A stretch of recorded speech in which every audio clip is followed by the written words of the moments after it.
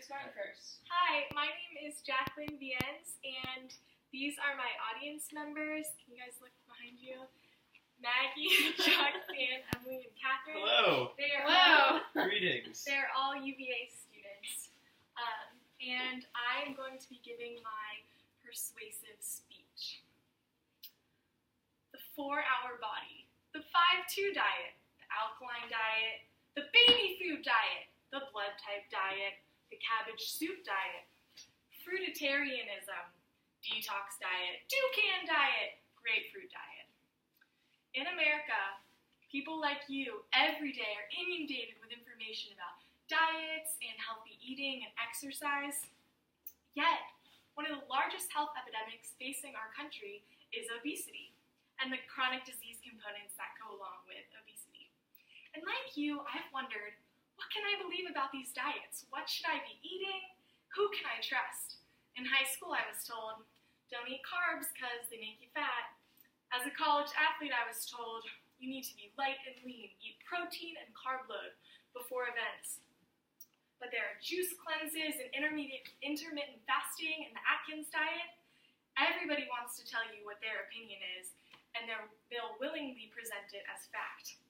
And so I can't claim to have figured out the perfect human diet, but I can inform you guys about the diet called the paleo diet, which is based off of how our ancestors used to eat. And I can't claim that this diet is going to change everything for you, but I have consulted physicians and nutritionists. I've done extensive research, and I've even tried out a lot of different things in my life regarding diet and exercise and well-being. And so I've looked to many things to figure out how to stay lean and light and also healthy and energetic. And when I've looked at how our ancestors ate, I've noticed that that was leafy wild greens and animal meats and fruits and nuts and eggs and seeds, natural oils. And these things kept them healthy and they made them survive, seeing as how we are here today.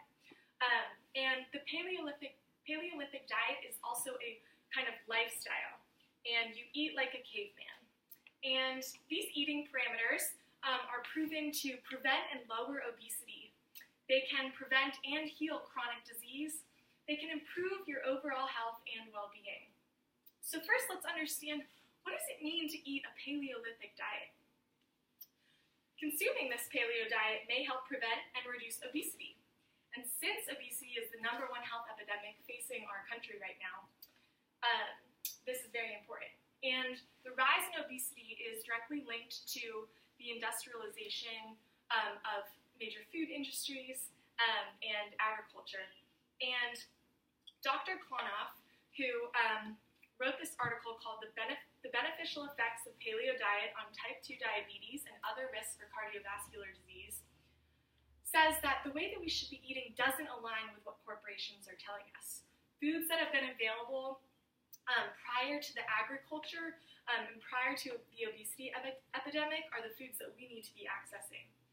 And in a documentary called The Perfect Human Diet by Charles Hunt, he warned that 3,000 to 4,000 Americans are dying every year due to complications that arise from their diet. And that same Dr. Klonoff helps to explain that the principal components of this diet are meat, fish, vegetables, and things that they could have had before agriculture. And some examples of that would be like this spinach, these meat and fruits and vegetables that I have here for you guys to look at throughout the speech. And so, these categories of food that are available for the paleo diet are completely different from what makes up our processed foods. Dr. Aaron Blaisdell, a brain health researcher at UCLA, in an article entitled, "What's the Evidence for and Against the Paleo Diet?" says that the paleo diet is a framework for recognizing and categorizing what foods are most appropriate for optimal human health. And his argument is that the Paleolithic diet allows consumers to eat whole foods, and not those foods that are created by industrial processes. Adrian Johnson, in an article entitled "The Paleo Diet and American Weight Loss Utopia," says that our foods, this is the quote, says that our foods are chemically preserved, sweetened, colored, and flavored. They are canned, dehydrated, frozen, pasteurized, fortified, ground, juiced, pre-cooked, prepackaged, pureed, pickled, salted, strained, and swallowed whole. These methods of preparation dupe the body into craving fake flavors. And so, not only can the size of our bodies change depending on what we're eating, but also the health of our bodies and the way that they allow us to operate can change. And an ancestral paleo diet could help reduce the occurrence of chronic diseases.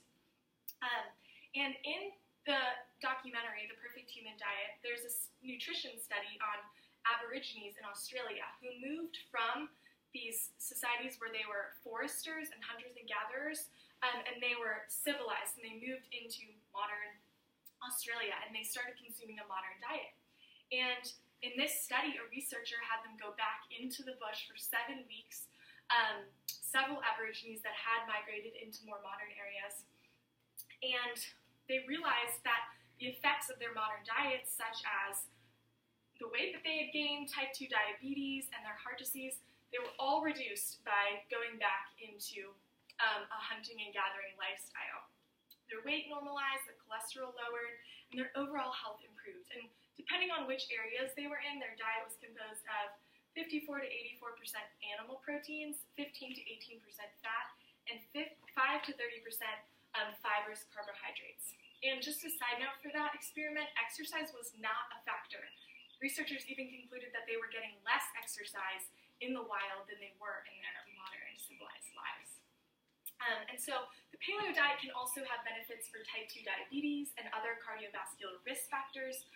In a Johnson study, including 13 type 2 diabetes patients, they ate this diet for 3 months, and they found they had lower mean hemoglobin values. The results were so significant it was unlikely to be caused by chance. And the study also showed that systolic blood pressure tended to decrease. Dr. Klonoff proved this in his work. They had decreases in weight, their waist size decreased, their systolic blood pressure went down, and other factors such as the health and content of their blood. And not only diabetes and cardiovascular health can be affected, there are other lifestyle benefits to a paleo diet. Research and personal testimony has showed that it can have overall positive effects on our well-being. There are other ancestral habits stemming from this paleo era that make a diet into more of a lifestyle. Alex Williams, in a New York Times article called The Paleo Lifestyle, way back, told the story of this woman named Michelle Tam, who was a former pharmacist, and she adopted a primal sleep regimen.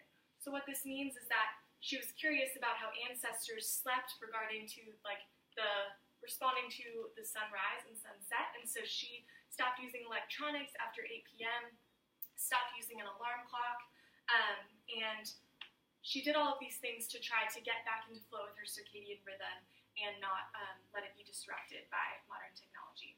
And a second example, there's this former fashion manager at Harrods in London who, because of this Paleolithic lifestyle, has a zero tolerance policy on any store-bought products that contain chemicals that aren't natural, that wouldn't have been found in the time of our ancestors.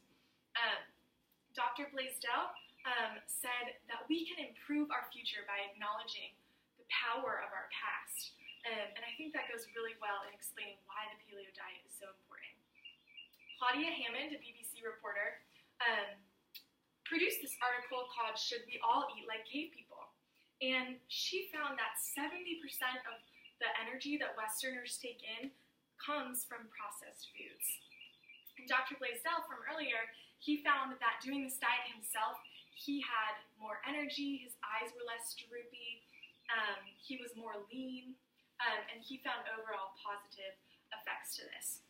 And one last point, cutting out processed foods and chemicals, it couldn't do any harm, right? So why not? The worst that can happen is that you feel a little better and you have less chemicals in your body. And so today we've talked a lot about the paleo diet and why it is healthy to eat in a Paleolithic way. And this is because it reduces and prevents obesity and chronic disease, and it offers a healthy platform for eating and examining how our ancestors stayed fit for survival. And the rise of agriculture and commercialism is directly coincided with obesity and diet-related disease. So consider this. Just because you're not sick does not mean that you are healthy. Thank you. Wow. Wow. How many sodas can I drink?